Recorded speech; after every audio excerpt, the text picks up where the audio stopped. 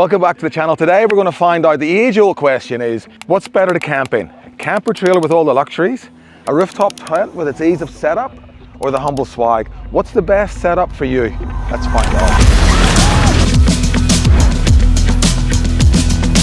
So starting off with price, we're going to start off with the cheaper option, which is the swag, which can vary anywhere between 150 to 800 bucks. You can get the old school pole style setup.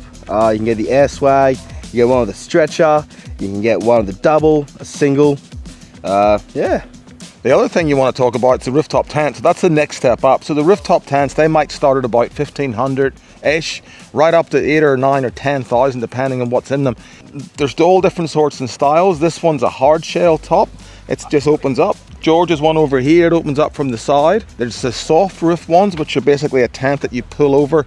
They tend to be bigger, a little bit harder to set up, but all sorts of different prices. And then the next step up from the rooftop tent is the camper trailer. Now, these will start anywhere from 10, 15,000, all the way up. What are we talking? 100, 120, a lot of money towing behind the car. So the next is capability. Where can you not take these? Well, with a swag, you can take it pretty much anywhere. You just load it in the back of your ute, back of the wagon, and off you go. You don't have to worry about overhead stuff like all your trees or even car parks. With that, you don't have to worry about tight tracks and towing and all that sort of stuff. It honestly weighs about 50 kilos and you just chuck it in and strap it down. So let's talk about a rooftop tent. Well, look, for me, the positives are that and the capabilities of it are, it's always on the car. The setup for this one is probably 15 seconds. Oh, that's a bit ambiguous. Maybe a minute. Open it up, 2 poles in, easy. It is on top of the roof all the time, so you maybe can't take it as many places because of height restrictions. It does make the car a bit top heavy, but it will get most places any 4-wheel drive will go. So it's almost as capable as a swag. Then we talk about the capability of the camper trailer. Now it is a bit of an encumbrance, so that this will not go a lot of places that the 4-wheel drive can go, just because it's heavy. If it's a steep, slippery track, if there's tight twists and turns, it's probably not going to get into as many places. Some smaller camper trailers will. This one, probably not. So I would say on the capability stakes, this one is the least capable. I'm going to bring you behind the magic. It looks like I might have done this up. I'm not. Logan, who's behind the camera, is, but let's pretend I am.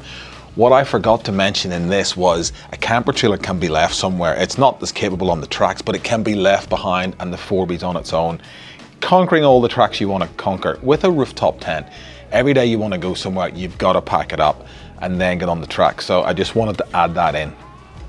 So the next stage, most important one, is the durability.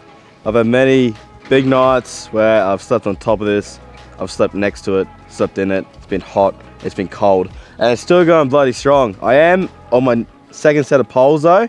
I had to get stronger ones because I did fall on it, like Tino did on one of our trips. But other than that, canvas has not ripped once, fly screen, all the zips are still going real strong. So it's purely durable. I'd say the rooftop tent is arguably more durable because you can't fall on it because it's high up on the roof.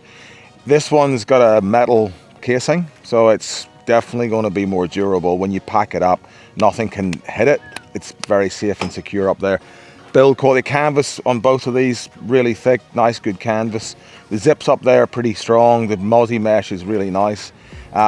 Durability wise, that's probably 4 years old now, maybe, and looks like it rolled out of the factory. Really durable.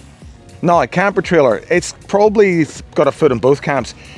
It's got a hard outer shell. When you pack it all up, it's like the rooftop tent, it's all enclosed in metal, so nothing's going to really hurt it too much. But obviously a little bit more to go wrong with the camper trailer. Suspension underneath, the towing mechanism, the brakes, they all need a bit of maintenance, the hubs. There's electrics in it, so there's a bit more to go wrong with a camper trailer than there would be with the rooftop tent or the swag. So I'd say in the durability stakes, probably not as good as the other two. Pack up and setup wise, this probably sits in between the rooftop and the camper. It's not too bad. You roll it out and it just takes a little bit to get all the poles and stuff. It is a little bit tricky with the double swag to roll it up by yourself, especially with some brands. You got to get them quite tight to fit back in the bag. I've got a Dace one and you don't have to roll it up super tight. It is a little bit tricky still with one bloke, but it's definitely still manageable. And then The rooftop tent, I'd say, ease of setup it's got to be the winner. There's two claps on that one. You just undo it, the gas struts, lift the roof up, and you put the two stays on for the awning, and you're done. And there's nothing else to do. There is a bit of messing around. First of all, you got to make sure your car's parked on a level ground, or you're going to have to get a ramp and move it around so it is level. So, but once you do that, definitely the rooftop tent wins in the setup stakes. And lastly, the ease of setup of the camper trailer is probably definitely the worst out of these three, because there's so much more to do. So we got to get in, the flaps have to open, then we got to pull all the pegs out of the poles up inside. The awning has to come out, then the awning poles have to come out. You got to level it first too, put all the legs down. There's a lot of, not a lot, but there's a decent amount of setup with the camper trailer. You'd have 5 swags set up before you'd set the camper trailer up once, I would imagine. And probably set the rooftop tent up 10 times in the space you'd set that once. So definitely not the easiest setup, but something you would use when you're going away. Like we're away for the weekend. We set this up on Friday morning, and once it's done, and it's a really good base. So when it comes to features, this has bugger all. This actually has nothing. Oh, it's got pockets It inside. pretty much has the swag. It has 4 pockets on the inside, and that's it. That's all you get. Done.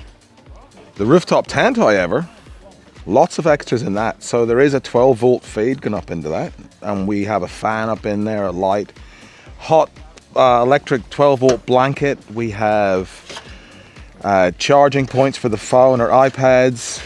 Lots of extras inside the tent, and then outside on the roof of that's a couple of solar panels. On one side we've bolted an awning, on the other side we've got a shower tent.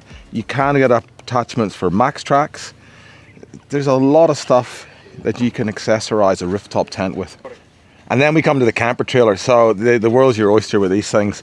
Fridge in there, lights inside, fans, diesel heater, kitchen, hot water, or not, well, some of them have hot water, this one doesn't. Well, there's water tanks underneath. It's got lockers, storage everywhere. There's a lot of upgrades you can do to a camper trailer. Lights in the awning.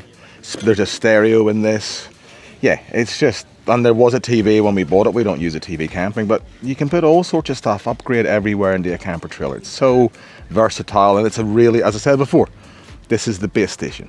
So let's talk about what these would be used for in the natural environment. And what's the swag best at? Man, swag's probably best at people, my age group. You're chucking your swag in after work on a Friday, you're heading out camping for the weekend. You don't need to worry about having a setup to put a rooftop tent on. You're not having to worry about getting a camper trailer, towing that somewhere. You chuck it in, set and forget, and off you go. Yeah, nice. Rooftop tent is the next step. It's a little bit more encumbered, but nonetheless, it's still run and gun. If you're doing a touring trip and you're stopping different place every night, for me, the rooftop tent's where it's at. You pull up, as long as the ground's level, you're set up pretty quick and you don't have to worry about it. Yep. Swag, you got to pack up every morning. Yep. So you do have to pack the rooftop tent up, but it's a lot easier. A lot easier.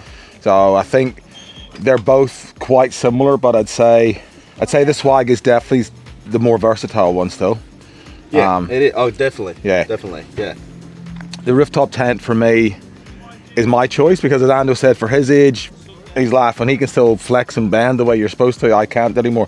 Rooftop tent's a lot easier for me to get in and out of, especially since we've flipped this one around and it's on backwards. So I got on my ladder up onto the roof rack, so I've got a bit of a veranda there. It just makes getting in and out a bit easier. So let's talk about the camper trailer. It's definitely the one, I suppose it's the hardest to take places, as we've discussed before, but I think what it's really good for is if you're going away for a week and you're stopped in one place, you can set this up properly and it's got all the home comforts in it.